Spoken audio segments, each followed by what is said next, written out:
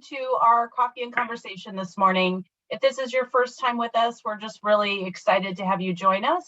For those, I see names that are both familiar and then names that are new. I'm Kelly Walsh, and I am now the president of Impact 100 Metro Detroit, and very honored to lead just a really incredible organization. In case you're not familiar with us, we are a group of women who collect our money and pull our financial resources to provide high impact grants, which we define as $100,000 to local nonprofits in our community. And we are incredibly honored, proud, thrilled, delighted that one of our $100,000 grant recipients is Kim Johnson with Developing Kids. And this morning, Kim is here to join us and talk to us about Developing Kids and her journey to Developing Kids, as well as the grant and what we can expect with the $100,000 grant, and then anything else that we feel like talking about. So the ground rules for this coffee and conversation are that they are very casual. You can ask your own question, you can come off mute, or you can put it in the chat. Before we get started, I also want to introduce Lil Stoneback, who is a new board member to Impact 100 and is our grantee relations chair. And it's a new role for our board. And what Lil will be doing is really working directly with our grantees. So all 7 of them, not 8 of them, all of our grantees, our $100,000 grantees. And then this year we were very excited to have finalist awards to just make sure that we're really wrapping our arms around them. Coleman Young likes to say that the impact only started with the check, and we want to make sure that we are helping elevate their organization, helping them develop their own personal professional development, and that we see those ways to help working alongside them. And so Lil is going to be leading that charge. So as you're listening today, if you're feeling so inspired that you want to get really involved and super connected to Developing Kids and Kim, please reach out to Lil, shoot her a note, because we are looking for someone that will be like our #1 liaison with Kim, and we'll work closely with Lil. Lil, did I miss anything, or is there anything you want to add in that? I do want to say, if there is someone who really takes the mission of Developing Kids to heart and would like to be the liaison, please let me know. I would love to have a group of women support Kim and her efforts in a real holistic way. And then, also with our other grantees as well. And yeah, I've talked to Kim, and we're going to find ways that the membership can support her and her mission in all different kinds of ways, using all the talents and skills that our membership has. So yeah, if you have something that you are passionate about that you can bring to the table to help support her and her community, it can be anything from your legal talents or financial skills or any kind of passion that you have. You probably will learn a lot about her and her organization, and any ideas that come to mind, feel free to shoot us an email. And yeah, I'm excited to talk to her and have her share her story. All right, well, let's get started. So Kim, for some of us, we're part of the focus area committee that read your application. Many of us were not. Those of us who are members heard your pitch, which was exceptional. And for those who are not yet members, all of our finalists, once the nonprofits get to our finalist stage, they record a pitch video where they talk to us about their project. And then as members, we viewed all of the videos and voted on our 2 organizations that individually we would like to see receive the grant. So Kim, I think it's probably safe to say, just assume that many of us don't have a lot of the knowledge about both our grant or Developing Kids. So if you could just share with us about Developing Kids, your vision, how long you've been around, everything, whatever parts of the story you'd like to share. Thank you so much. I still got chills when you said that, like the 2 finalists, and I was like, oh my gosh, just thinking back to that moment. So I'll just, I think it's important to just from the beginning, the reason why Developing Kids.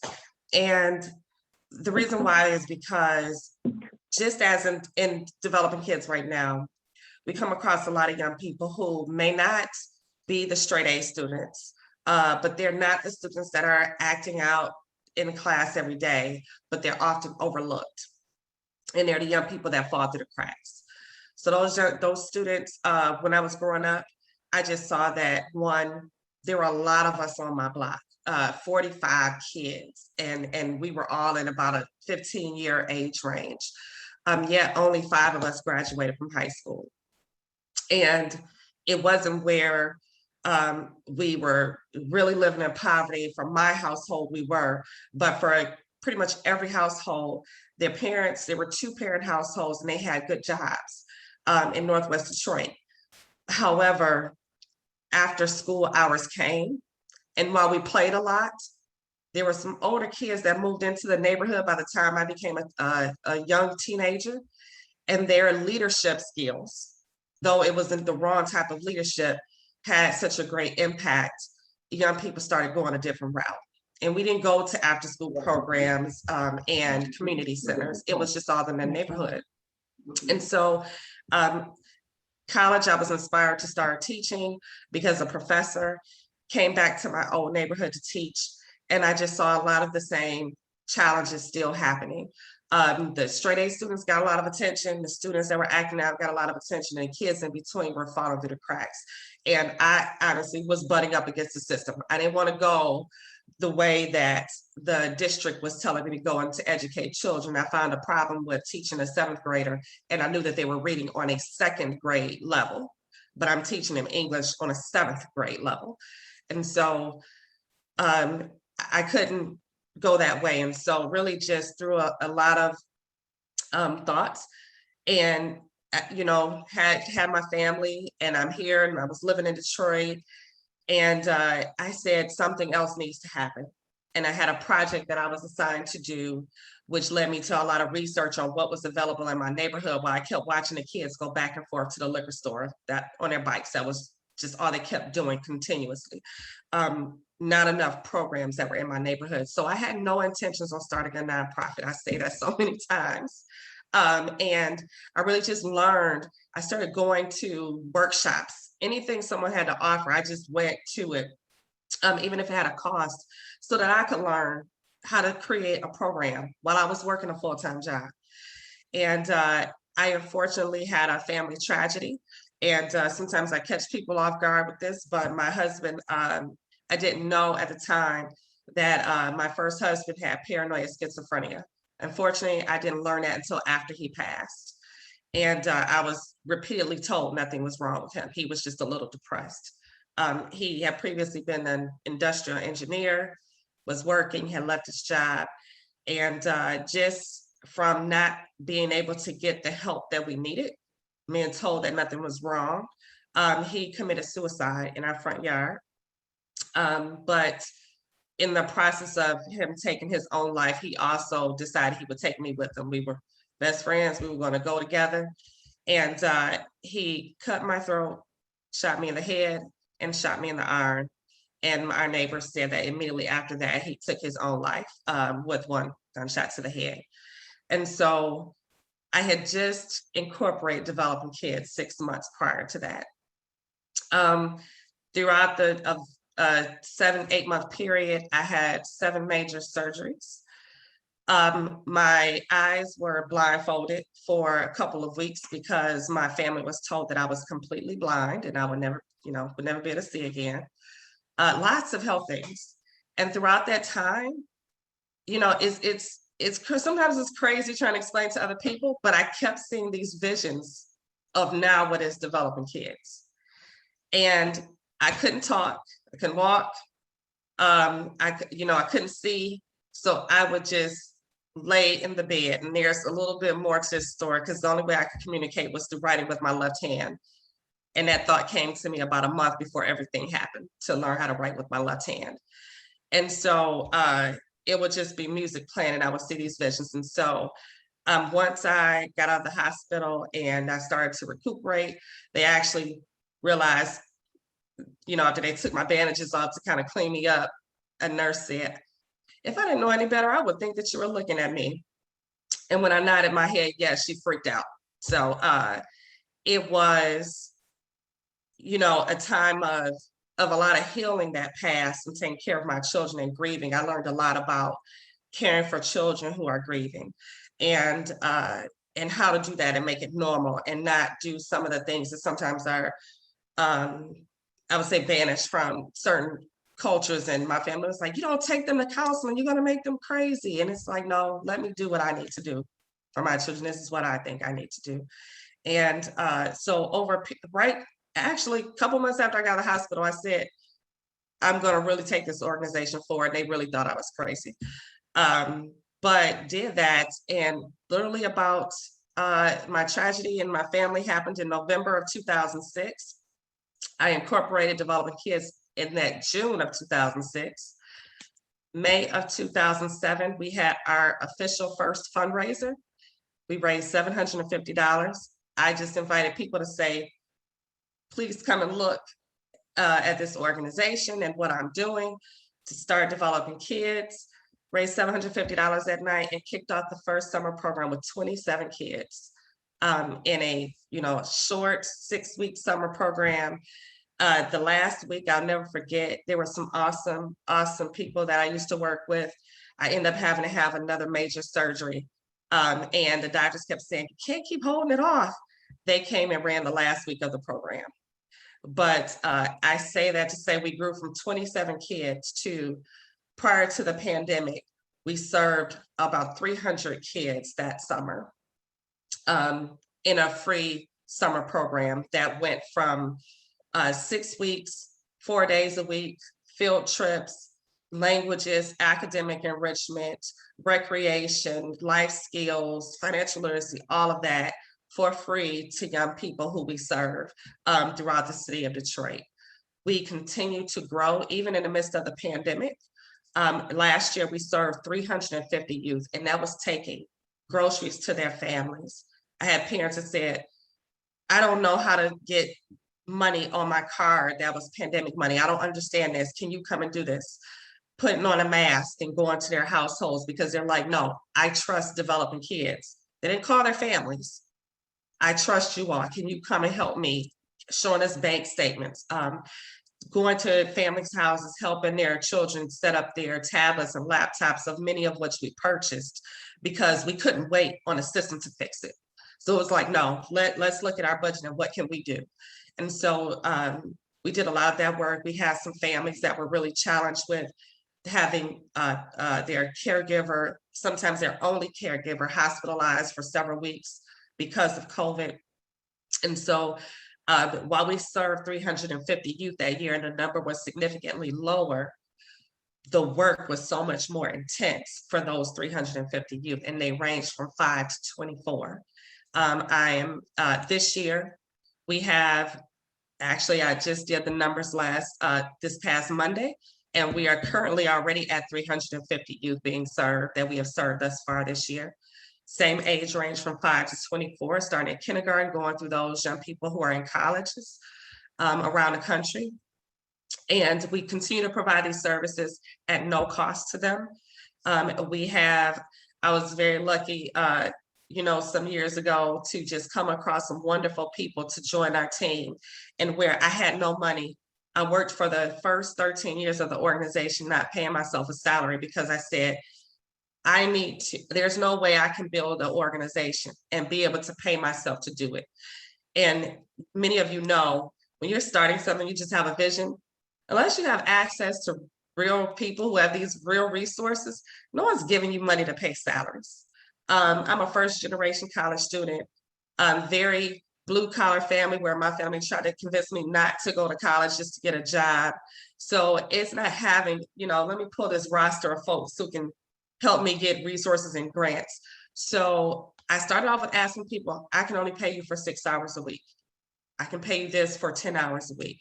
And then it would increase, it would increase, it would increase to where I had a full staff, and was thankful to have some funders who said, Kim, when you're ready, like we want to support you. But Developing Kids has grown to really be a strong support for youth in the city of Detroit. And it was still a very scary moment. And I had to talk to my husband, who is our board chair, and that causes most of our fights in this household. I think his term is coming up, but I'll say, I met that man 13, my family challenge is 15 years ago, the same number of years Developing Kids has existed. And I met him 13 years ago. We dated for a while, and I was like, I'm not ready. I'm not ready. We were friends for another almost 2 years, and I took him to dinner after that. But I tell you, he was more like the corporate guy, and I was like, I need you to serve pizzas in the back of this gym. He did that. He had my heart ever since then. Yeah, I shook his whole world up, and he supported me in saying, okay, I'm about to walk away from a lot of stability to really take this vision to the next level. And I'm just very proud. We have staff members who have been with us for 11 plus, going on 12 years, 6 years, 3 staff members who were former participants in the program, one of them who was the very first participant in the program. We are just so grateful. I have spoken to Leo most recently, and I am just elated because I've been coming to a lot of things for Impact 100 just because I'm very impressed with the work that you're doing. And I have people who I know like, I can't believe that they did that. I'm signing up. I want to be a member too. And just impressed and just thankful because I love the fact that it's not just about the money, but it's about, nope, we're going all in. So I stand with my hands wide open, like we're ready. I know that was a lot and a mouthful, so I'll stop there for a moment. You are like the definition of lightning in a bottle. Like this is just incredible. And number one, I want to pause and just say thank you for sharing your story. Thank you for trusting us to tell us about your journey. And if you can see in the chat, all of us are in awe. And you're thankful maybe of impact, but we're far more thankful that you found impact and that you not only applied for a grant, but that you are interested in becoming more incorporated with us. And I'm so proud that you're one of our grant recipients, and this is very exciting to be able to support you. So let's talk a little bit about the project. And as if people have questions, please put them in the chat or kind of let me know, and you can come off mute. Part of this is hearing how you created Developing Kids, where you are now. I'm curious, what made you decide to submit the project for the Teen Drop-In Center? Number one, I guess, explain what you submitted, and then of all of the services and all the things that you're providing, like what made that the unmet need that you felt would help fuel your transformation moving forward? So one, I have to say that, I don't know if you guys realize, but I submitted an application for the 2 years prior. So this was my 3rd application. When I went back to look at those applications, I was so embarrassed. So one, it's to me that, again, when I submit those applications before, I was working full time, doing everything, my wife, and just working full time and running Developing Kids, which was full time. And it was not really having the time to really help support the organization and its growth and to really do a quality application. And I appreciate the details and how in-depth the process is for Impact 100. So when it was time to, and I really didn't feel strongly about the previous 2 projects that I submitted. So this 3rd one, I was like, okay, Kim, if you're really going to do this again, you need to, what is the need? And I selected the Teen Center because that has been our largest group of youth served for multiple years. We started to do a teen program the first time in 2010. And we had, 2008. We had maybe about 8 youth coming and attending. We have the girls in one group, the boys in another group. So total about 8. That's like nothing compared to what we normally would have. So I said, something's not right. And I already didn't have money. So I was taking a lot of my own money too that I had, which I really didn't have that to give either. raising 3 kids as a single mom.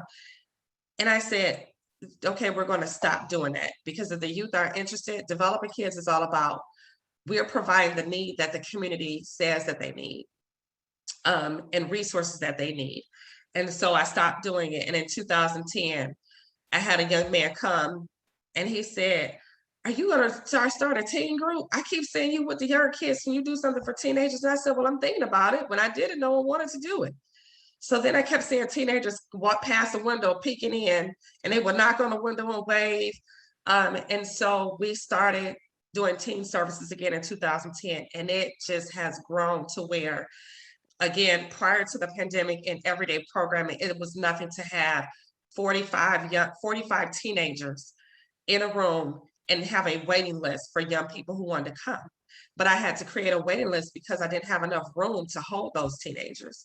I didn't have enough staff to have that many teenagers in, because we're also, we have assessments that we do internally and by an organization externally that evaluates the quality of the facilitation of our programs. And we've actually been highlighted across the city for high quality programming. And our scores are actually on our website too. I think it's on the mission and history page. And so the ratio of not having 30 kids in a room with one adult, that's not great quality. So we don't do that. We really stick to a 1 to 15 for teenagers, no more than 20 for every adult that's present. So as this number continued to grow and our waiting list continued to grow for teens that will come and say, hey, I want to be a part of a program, I want to join your program. One of the most hurtful things that happened about 3 years ago was a gentleman who told me he said, Kim, I really couldn't get some money to run my teen programming. And he said, I felt so bad because I had to tell the young men who normally come that I couldn't do it. A couple weeks later, he came back to me and we both cried because one of those young men died. He had got caught up in some negative activities and he passed away. And I feel like we both felt, had he been involved in a program, that probably wouldn't have happened because he wouldn't have been caught up in those activities. And so that just really started to drive me more into, when teens are looking for something, you have to be ready to give it. And I know that just from personal stories in my family of, I made some decisions, but I have a lot of people in my family that made some different decisions. And it wasn't because they wanted to go that route, but it was because they didn't find something positive to get into. So developing kids, again, as I mentioned, thus far, I want to say we've served 112 youth this year virtually. We've been able to expand in a virtual sense because now we have young people that are far east side, almost on the border of Grosse Pointe. And when we try to say, hey, there's some programs closer to you, no. They were like, no, I want to engage with developing kids. And so the teen center is important. We did it before for another organization and it was greatly successful. But they had different management happen and a teen center ended. And the teens have been asking for this for quite some time, something where they will co-create. It would be open 14 to 24-year-olds where they could come in, drop in, do their homework. They could do projects. We often take for granted that kids have someone at home to help them with projects. Many times they don't. They come to us for those services. Young people that come in that may need to wash up. We've had young people come in and they have an odor to them. And it's because they may not have running water at home, or there are other issues that are going on in the home where they're like, so instead of the embarrassment or kids talking about them, they know that they don't even have to ask. They always had a spot. They come right in the room. They go get what they need, go to the restroom, come back, put it where there is. There are no questions asked. We have, food where we provide meals every day, but sometimes it's just a snack. And so we're in our office all throughout the day. So kids know if they just need a snack, they can come to us. So we want to be able to expand that and provide that and really have a space that they can call their own. I think, I want to say there was another part of the question too. We talked about a little too about the hoping to expand to serve like some additional youth in 3rd to 4th graders. I'm sorry, 3 to 4 year olds with our child care license, which is kind of still on hold with the state right now, but our application has been in for a while because we've had a waiting list of parents that beg us to take their 3 and 4 year olds because we do a lot of heavy academic enrichment with our young people. So. Thank you for sharing that. We just had a question about virtual and in person. Like, where do you see your programming going in the future, both immediate future because of the pandemic, and then just has COVID provided any insights and opportunities that maybe you'll be kind of keeping for future? So I was just talking about this actually the last couple weeks many times, and I was just sharing that we're in a different place now in this world. So I believe there has to be both in person and virtual. No matter if it's meetings, if it's youth programming, you have to offer both of those scenarios throughout the pandemic. Because I started with very little, I'm a penny pincher. I know how to run this thing on a shoestring budget. So it's every resource. Okay, what can we get out of that besides what the immediate need is?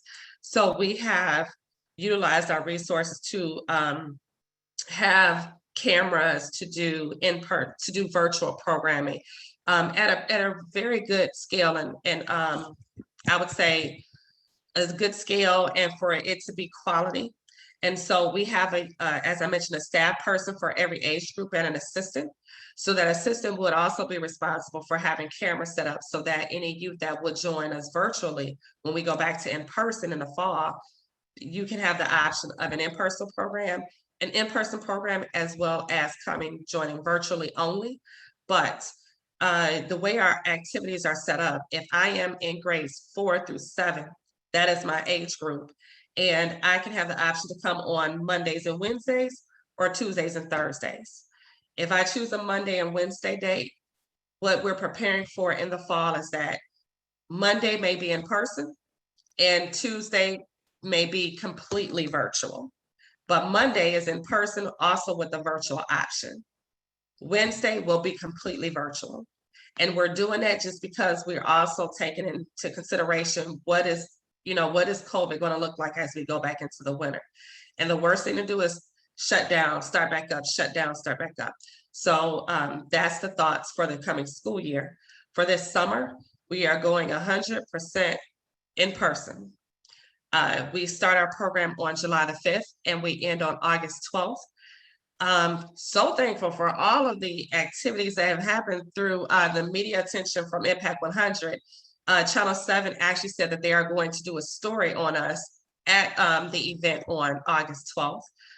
It is our summer showcase where the young people get to perform and showcase all of the things that they've done over the summer, as well as the pandemic has been great too, in some instances where we've had a lot of our teenagers start their own businesses and they're using it as revenue to support their families and themselves and their goals. And we've done a lot about entrepreneurship and financial literacy in developing kids, and their parents have come to us to say, look, I keep taking this kid to the post office. They said that they learned this through developing kids and they're making this money.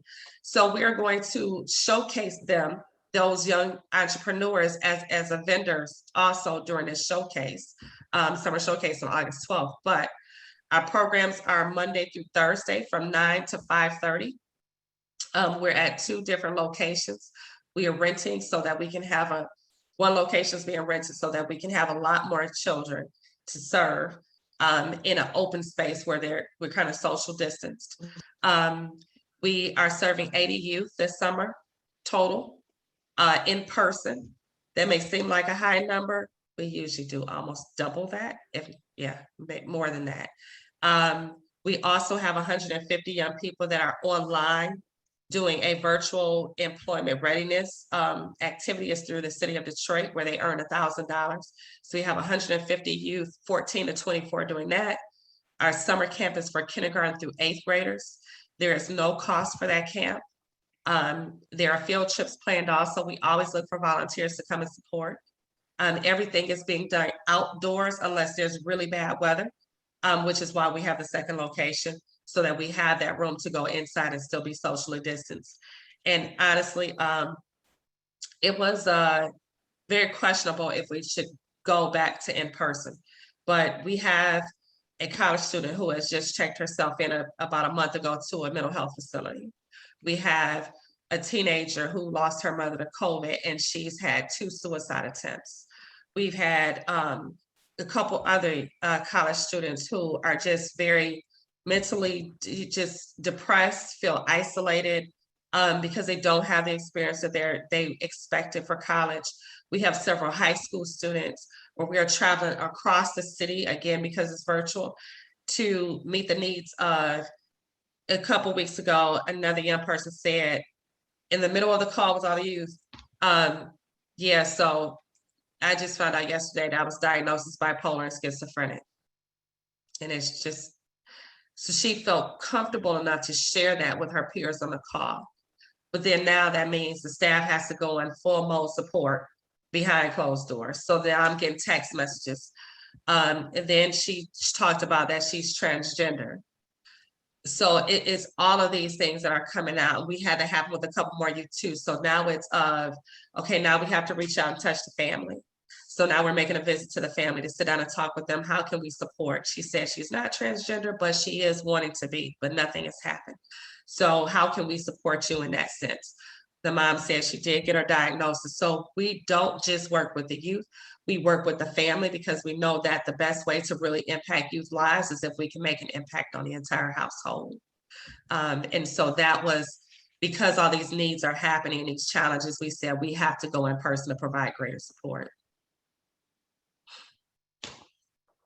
I am incredibly in awe of all that you're doing and how the wide range of support and services that you're offering. You might have said this, so I apologize if you already mentioned this, but how do families and or children find you, or how are they part of the program? And is it primarily like a neighborhood driven thing, or are you, I know you mentioned you have students because of virtual, but how has this community been built? So this is the funny thing.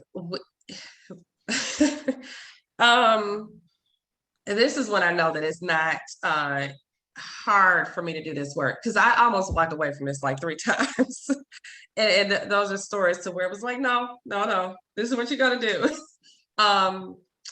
It is, we've had, we don't recruit hard.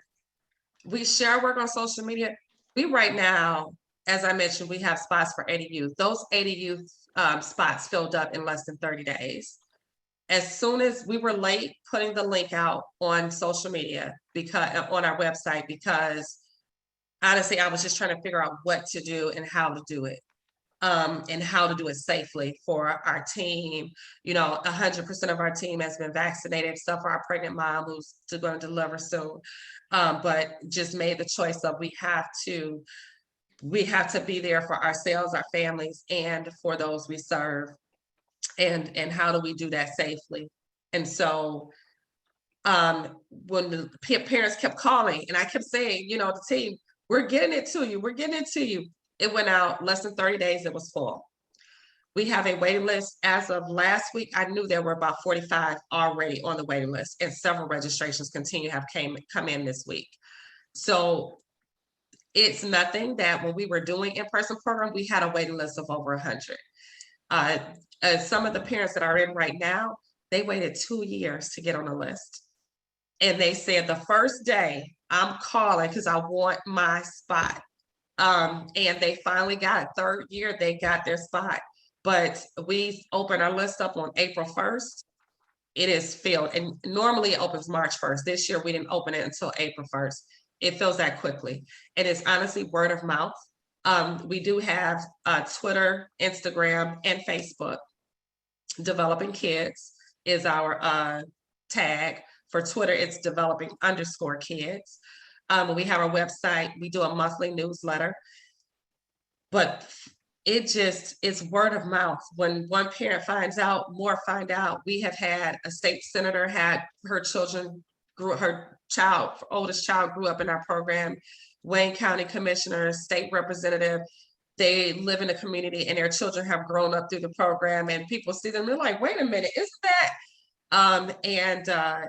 Their children grew up and they were there when we started with just a few things out of a basement, out of a nun's basement, and continue to grow. And so word of mouth happens, which makes us feel good because the parents appreciate it. I just told our board yesterday, I said, I can remember 3 years ago when we had all these little mini refrigerators trying to keep popsicles frozen for kids during the summer, because we would have normally like 180 kids, and a mom, low income mom that just really could not afford it. She went and bought us a small deep freezer.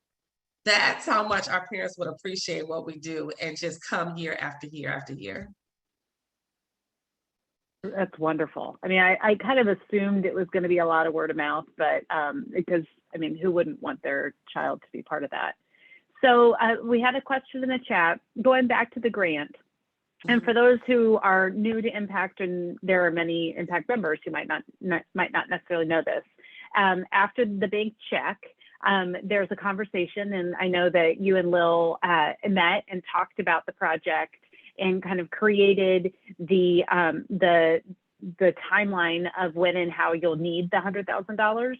But can you talk to, and then for those who know, like each individual nonprofit that we support gets the money when they need it, and we have a relationship that we continue to have conversations about the timeline and all of those things. So it's not, we don't, sometimes we would write the full $100,000 check if that's what the organization needed. More often than not, that's more overwhelming than receiving the money when it's needed. So can you talk to us about exactly how is that $100,000 going to be used? So the plan is to use those funds wholeheartedly really for our teen drop-in center, for the development of that center. And that's our goal. We have been working with IFF. So I will tell you, at our current location, we have the ability to create the teen center there. And that's what we're really going through a strategy session about. Since September of 2020, IFF, which is a real estate firm that focuses on helping nonprofit organizations with real estate, selected Developing Kids for a special project. And it was to find us a building with a $1.5 million budget. They actually said hi and I went low. Said, no, we're not going higher than that. That's your minimum, that's where I go. And they would say that they would find a building, completely renovate, do whatever to this building, and then lease it to us for 10 years. In the last 10 years, we actually purchased the building. But all the money that we're paying for the lease goes towards our purchase of the building. And then we have a 10-year lease after, which in their numbers will leave us with a mortgage of about $400,000, I think a little bit less than that, when we would take on a mortgage in 10 years. Currently, we're spending about $25,000 a year renting space. And I was just talking with someone the other day, probably was an Impact 100 woman. I have just been loving getting to know you all. And I was sharing that I am a big component of collaborations, and I do it and I help people do that across the state of Detroit. But sometimes it can be detrimental to the smaller organization. And I give an example, the building that we're in right now, we've been in that building for 15 years. Prior to who's there right now, there was a much larger organization that was given a lot of money to turn it into an official community center and manage it. Well, people knew who we were before that entity moved in. Once they moved in, they thought we joined together. So I would run into people that would say, yeah, did you get that check I sent to you? I didn't get a letter from you, but I sent it. And I'm like, no. So people started sending money and support to that entity. There were funders who I'd gone to, and I actually had people who were employees of funders, foundations, and were like, you really need to give money to Developing Kids. And if you ever came to the entity, you saw all Developing Kids. Like, that is who you saw, that we were the service providing, the provider of all the services for youth, but everyone thought it was the services of the larger organization. So all of the resources, even from a lot of foundations, were going to that organization. And sometimes those foundations thought that some of that funding was coming to developing kids, and it was not. So we were in a place where we can't even get funding because one funder even said, I'm already giving enough money to that building, so I can't give you funding. And we're like, we're the ones doing the work. So it becomes a challenge. And so we're really debating on, do we continue to, I'm sorry, I just had a big deer at my window, threw me off. We're trying to decide, do we go ahead and do it in the space that we have, or do we hold out for this building that IFF is working every day to kind of complete for us? And they said by the end of this year. And so we're heavily working in that. And so as far as the funding, I was speaking to Lil and I said, Lil, it's okay, because that is the vision. And I would love for that to be the Impact 100 of I really want that to be the celebration of when that opens. This is Impact 100 that helped to make this happen. That's great. And so you mentioned the IFF, and yes. What's it called? I've not heard of this organization or this company, and it sounds really interesting. So can you what is it again? It's so they go by the name of IFF, and see if I can pull it up. Their website is iff.org, and they're actually a national company all across the, just all across the country. I've worked with them many times before. So in my career, before I became 100% developing kids, I worked with them with other nonprofits. And actually a lot of foundations in a city have grown to where if a nonprofit is doing anything around real estate, they prefer that they work with IFF because that is what they do.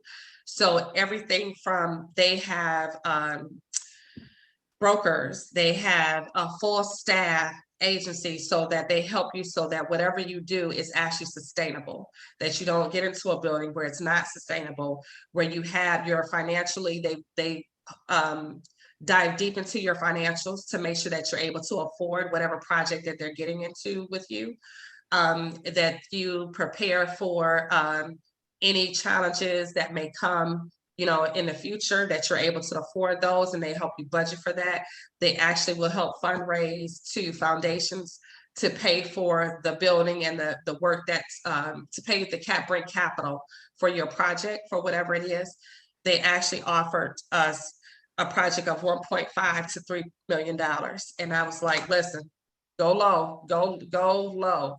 And for developing kids, my heart is to find an 8,000 square foot building that has lots of parking space. And when we have events, so we also have 6 major family events, again, focused on family.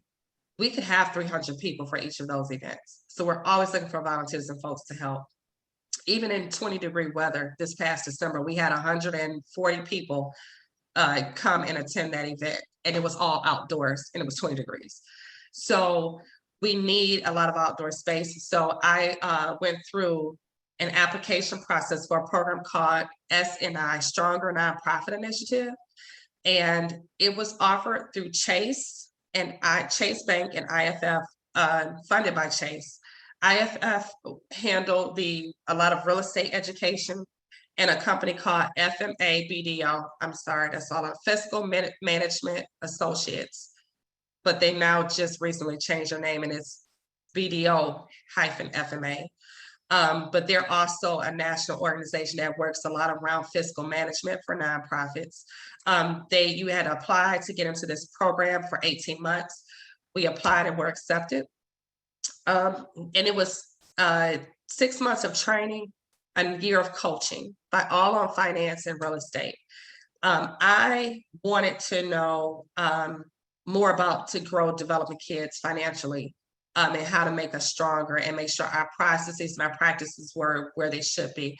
And they actually chose us for this project, IFF did, because they said we had such great growth and performance through that training. So that's how we connected with them. That's incredible. I mean, that's wonderful. And I think probably the impact women felt and saw that your stability as an organization and your desire to continue to grow and learn, and that was, I'm sure, part of the reason why many of our women, in addition to an incredible organization, very compelling project, all of that, why we felt like you deserved and needed this grant. So I heard a rumor that, so back when our grant this year, our big give this year was both virtual and in person. So it was really exciting that many of us were able to be in person. But what was really great is this year we had the two $100,000, and because of our membership numbers, we were able to give finalist awards to 3 other organizations. And Amy Boak, who is our past president and was president at the time, she had the honor of announcing the winners or the recipients. The rumor I heard was that you didn't realize when she announced your name that you were receiving the $100,000 scholarship or grant. You're calling her and out. You thought you were getting Kelly. $17,000. And just because we've never given anything more than and who knows? I wrote the script. I have no idea if we didn't say what it was or the excitement at the time.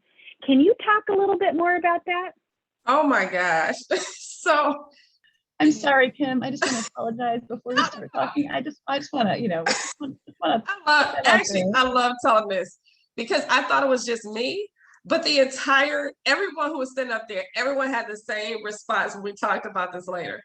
So that's the ironic part about it. It happened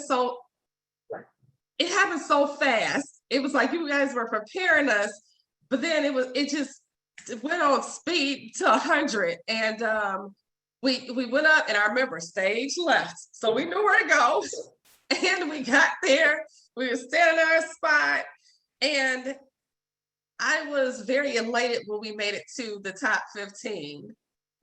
Then my heart just started. I was just losing it when we made it to 5, and Miss Barbara Bolt is just amazing. I just have to say, on the training and the pitch stuff, I was like, a board chairman was trying to tell me how to do it. I'm like, no. Miss Bolt said that it's doing this way. And so I was just so nervous. And so we're standing up there. And normally, you're thinking the Price is Right, whatever it is, they give you the smaller check first. So, you find out the big kahuna who gets it later on or in the middle or something. So Amy called our name, and I was just like, I was standing there, and actually I thought you were still just going to give more narrative. So that's why I think we were all sitting there, because we were like, oh, they're calling the checks. And so then I get ready to go up, and then Charles was like, baby, what? And I said, oh, okay. So I get up to the stage. I'm thinking we got the 17,000. Listen, I'm grateful for $17. I was very excited. And in my mindset, I was still going off of, we have $17,000 to add to the budget. Up until that day, I was like, I know we have $17,000 to add to the budget. Just totally not thinking 100,000. So I'm standing there, and when I finally see the check coming with the zeros, I lost it. I was like, oh my gosh, I'm about to fall out. Charles caught me. I was about to lose it. The tears started rolling. I will share something funny. I've learned to laugh at myself. So I mentioned to you all that I lost my eye. So they thought I lost completely my vision. I know Charles is about to laugh. They said I lost my vision. Well, I have a prosthetic eye. When the doctor said I didn't have it, they said it was, we couldn't save it. What do you want to do? I said, they gave me options. I said, take it. My mother was like, oh my gosh, no, she's going to be able to. Mama, they really talking like, let it be quiet. I said, I'm going to this prosthetic eye. So the funny thing is, and everybody who knows me, who are around me a lot knows, I'm like, oh my gosh, don't make me cry because I'm going to knock my eye right out. So the whole team was like, oh gosh, she's going to knock her eye out. I just totally lost it, standing up there, and they knew. I was True story, true story, true story. If I had a nickel for every time her husband had to pick that eye up and clean it off, I'd be a rich man. Telling you, they Well, know. Kim, I'm Everybody glad knows. you didn't lose an eye. I That would have been know. a real impact moment. But I have to say, I heard Amy had mentioned that you had told her like, oh my gosh, I did this 100 afterwards, and I think someone was talking to you and mentioned it as well. So I just needed all of us to know. Your reaction was just so wonderfully authentic and appreciative that it was just amazing. One of our winners or recipients last year, as you would know, is Eric Coleman from the Lawn Academy. And he shared something with us that I think to many of us is a perspective that for me at least, I hadn't appreciated. And I'm curious, his perspective was as a Black executive director that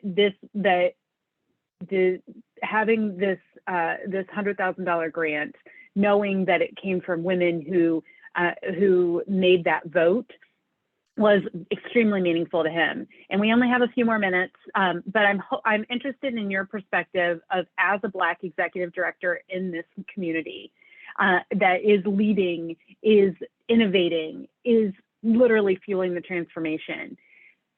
How does the process of either the impact model or just the idea of having a $100,000 grant from Impact 100, what does that kind of mean to you, or what is that to you?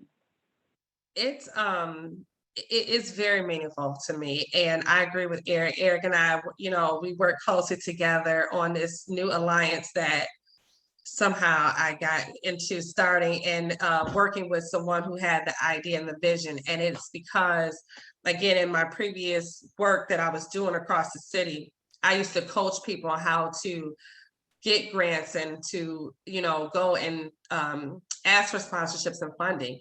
And a lot of times they did the same thing that I did, but they didn't look like me, and they easily got those grants and they easily got that funding. And I'm just like, how did you get that? And it's like, oh, my uncle plays golf with the vice president. And I'm like, I'm jumping through so many hoops and just can't get the access to the same people or the resources. And it's a true disparity. And for Impact 100, to me, I appreciate the fact that everyone dives in and they're looking at it and really giving us the opportunity to hear our stories, hear how we did the work, versus, oh, we're only going to fund the people who have at least $500,000 in their budget already, who have complete audits.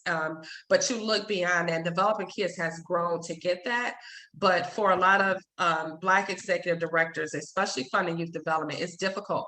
And specifically when you're starting the organization, sometimes it's easy to do the work if you come into it and someone has already done all that groundwork.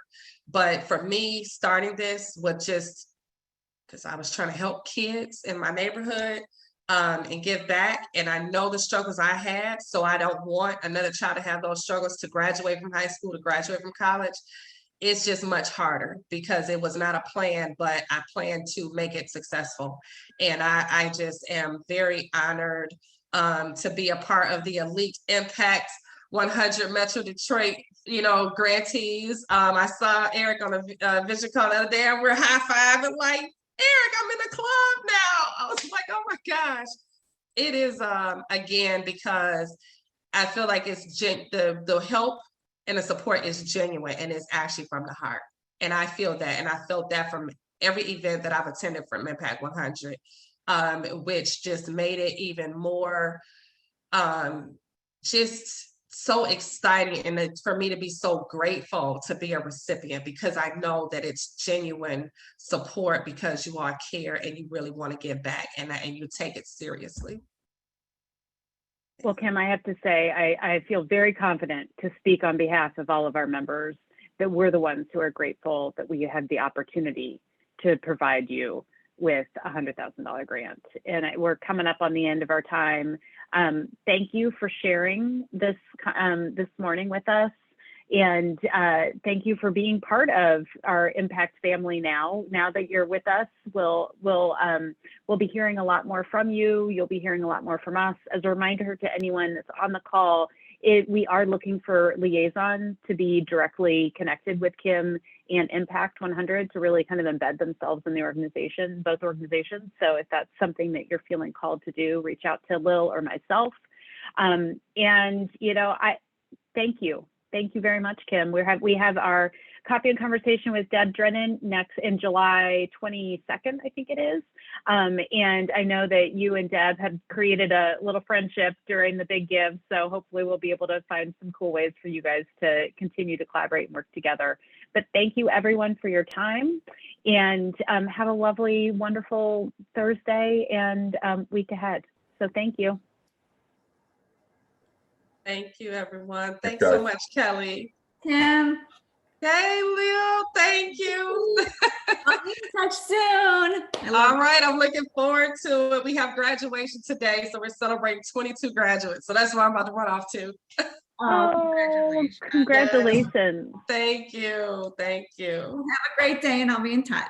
All right, bye. Bye. Bye, everybody.